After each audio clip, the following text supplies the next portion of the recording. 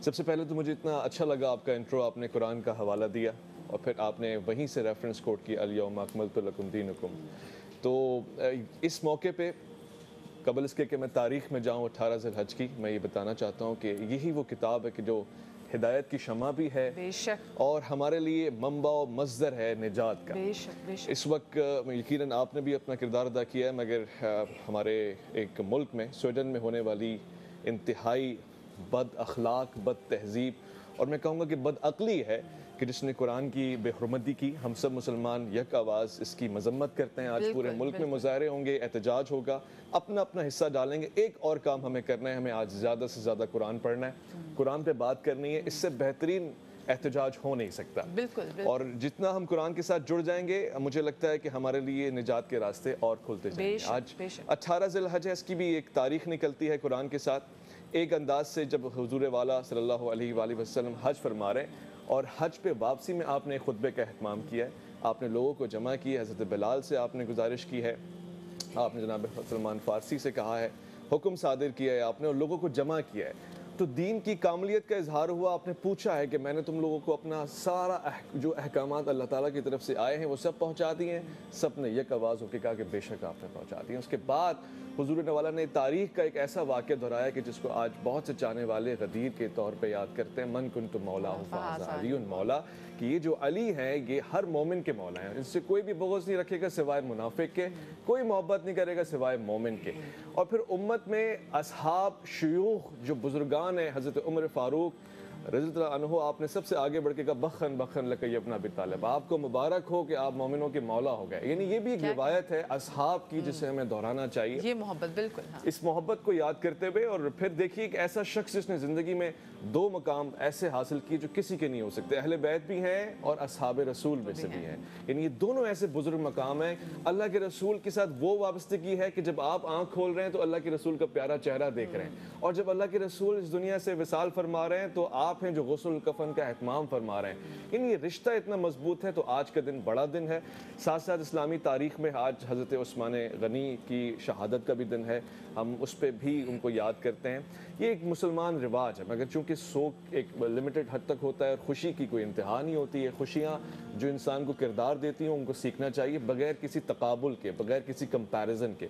तो अल्हम्दुलिल्लाह आपने आज तारीख़ का जिक्र किया, कुरान का जिक्र किया। मैं चाहूँगा कि आज कसरत से कुरान पढ़ें और सलावात पढ़ें, दुरूद पढ़ें, एक दूसरे को मुबारकबाद दें, खुशियाँ बाँटें और एक दूसरे को वो किरदार याद दिलाएं कि कितने अजीम लोग थे, हम कहाँ खड़े हैं उनके सामने। बेशक बेशक, इतनी प्यारी बात की कि वाकई आज हमें अपने गिरबान में भी झांकना है कि एग्जैक्टली हम कहाँ पर खड़े हैं और हमारे लिए जहाँ पर इतनी कुर्बानियाँ दी गई हैं तो क्या हमने कहीं कुछ सिला भी उसका अदा किया है। इमरान भाई, आज के दिन के वाले से मैं आपसे भी ज़रा चाहूँगी कि आप भी ज़रा प्लीज़ ज़रूर कमेंट कीजिएगा। अल्हम्दुलिल्लाह वकफ़ा वस्सलातु वस्सलामु अला इबादिहिल्लज़ीना इस्तफ़ा, अम्मा बाद। सबसे पहले तो मैं तमाम सामाईन नाज़रीन को सलाम अर्ज़ करता हूँ और आपका शुक्रिया, आपकी नवाज़िश। अल्लाह ताला ने हमें कुरान पाक की दौलत से माला माल किया। इन्ना अंज़लनाहु फ़ी लैलतिल क़द्र। कुरान तंज़ील भी है, इंज़ाल भी है। तंज़ील का मतलब होता है थोड़ा थोड़ा 23 साल के अरसे में उतरा है। इंज़ाल है कि एक रात में पूरा कुरान अल्लाह ने उतारा। सारी किताबें भी अल्लाह ने रमज़ान में उतारी, मगर सबसे आला किताब जो कुरान पाक है, जिसकी अज़मत का अवैस रब्बानी साहब ने ज़िक्र किया। मैं एक बात करना चाहूँगा कि इमाम अहमद बिन हम्बल रहमहुल्लाह अगर ना होते तो आज कुरान ना होता। एक अरब की तारीख़ है, लोला अबी बकरिन लिमा उबिदल्ला लोला अहमद लिमा उबिदल्ला। अगर अबू बकर ना होते तो कुरान यानी इस्लाम ना रहता, अगर इमाम अहमद बिन हम्बल ना होते तो कुरान ना रहता। वो एक उनके पीछे भी तारीख़ है कि आप सल्लल्लाहु अलैहि वसल्लम का जब विसाल हुआ तो हज़रत अबू बकर खड़े हुए थे। और इसी तरह जब एक फ़ितना हुआ था कि बनु अब्बास कबीले में, तो मोतसम बिल्लाह बादशाह था, तो इमाम अहमद बिन हम्बल ने इस कुरान पर आवाज़ उठाई और आज इस वजह से हमारे पास कुरान मौजूद है। तो कुरान के पीछे एक बहुत बड़ी तारीख़ है। और हज़रत अली रज़ियल्लाहु अन्हु का जो आपने कोट किया है, मन कुन्तु मौलाहु फ़हाज़ा अलीयुन मौलाहु गदीर खुम पर, बिल्कुल आप सल्लल्लाहु अलैहि वसल्लम ने ये हमें बिशारत दी है। और हज़रत अली रज़ियल्लाहु अन्हु की ज़िंदगी जो है ना, وہ اتنی خوبصورت ہے، اگر ہم اس کے پیچھے وہ پیٹرن اختیار کر لیں تو ہم کامیاب ہو جائیں گے۔ آج کیونکہ آپ وظائف کا اور قرآن سے میں حضرت علی کا ایک کوٹ جو نقل کرنا چاہتا ہوں سامعین کے لیے، دیکھیں پہلا کام تو آپ محنت کریں، مگر یقین اللہ کی ذات پر کریں۔ بے شک کام آپ اپنی محنت کریں۔ حضرت علی رضی اللہ عنہ کا فرمان ہے کہ من یعتمد علی مال فقد قل، جو مال پہ بھروسہ کرے گا اس کا تھوڑا ہو جائے گا۔ ومن یعتمد علی علم فقد ضل، جو اپنے علم پہ بھروسہ کرے گا وہ گمراہ ہو جائے گا۔ ومن یعتمد علی عقل فقد اختل، جو اپنی عقل پہ چلے گا وہ اس میں چوٹ کھائے گا۔ ومن یعتمد علی الناس فقد مل، جو لوگوں سے امیدیں باندھے گا وہ نا امید ہو جائے گا۔ ومن یعتمد علی اللہ فلا کل ولا ذل ولا دل ولا مل ولا اختل، مگر جو اللہ کی ذات پہ بھروسہ کرے گا، اس پہ اعتماد اور یقین کرے گا، نہ گمراہ ہوگا، نہ اس کا مال تھوڑا ہوگا، نہ ذلیل ہوگا، نہ خوار ہوگا، نہ ہی وہ گمراہ ہوگا۔ تو میں یہ کہنا چاہوں گا سامعین کو، ناظرین کو، کہ کام آپ اپنی محنت سے کریں مگر بھروسہ اللہ کی ذات پہ کریں۔ بے شک، اور وہی ایک ذات ہے، اسی پر بھروسہ کرنا ہے۔ جواد بھائی، ایک تو آج کا دن اہم ہے، اور آج کے دن کے حوالے سے ایک تو کیونکہ آج پورے پاکستان میں حرمت قرآن کریم کے حوالے سے بھی بات کی جا رہی ہے، احتجاج بھی کیا جا رہا ہے تاکہ ہم ریکارڈ بھی کرا سکیں، اور ساتھ میں جو آج کا ہمارا ٹاپک ہے وہ ہم قرآن سے جو علاج لے رہے ہیں اس کے حوالے سے، کیونکہ آج کل ہر بندہ پریشان ہے۔ آپ کسی کو بھی دیکھ لیں، چاہے مالی حالات کسی کے جو بھی ہوں، لیکن سب کی کوشش ہوتی ہے رزق میں اضافہ ہو، رزق میں اضافہ ہو۔ بسم اللہ الرحمن الرحیم۔ دیکھیے، سب سے پہلے تو جمعے کی برکتیں پروردگار ہم سب کے شامل حال فرمائے۔ قرآن مجید کے حوالے سے جو زیادتی کی گئی اور انتہائی درجے کی زیادتی اور سنگین درجے کی زیادتی جو کی گئی، اور یہ پہلی بار نہیں کی گئی ہے، آزادی رائے کے نام پہ جو ڈھونگ رچایا جاتا ہے یہ اس کی بدترین مثال ہے۔ اور میں سمجھتا ہوں اس وقت پوری امت مسلمہ یک زبان ہے، متفق اللہجہ ہے، متفق القول ہے، اور یہ تو ہم نے ایک سفارتی سطح پر ان کے عملی طور پر احتجاج کیا ہے، لیکن کیا قرآن مجید اس لائق نہیں ہے کہ اس کو اپنے روزمرہ کے شیڈول میں نافذ کیا جائے؟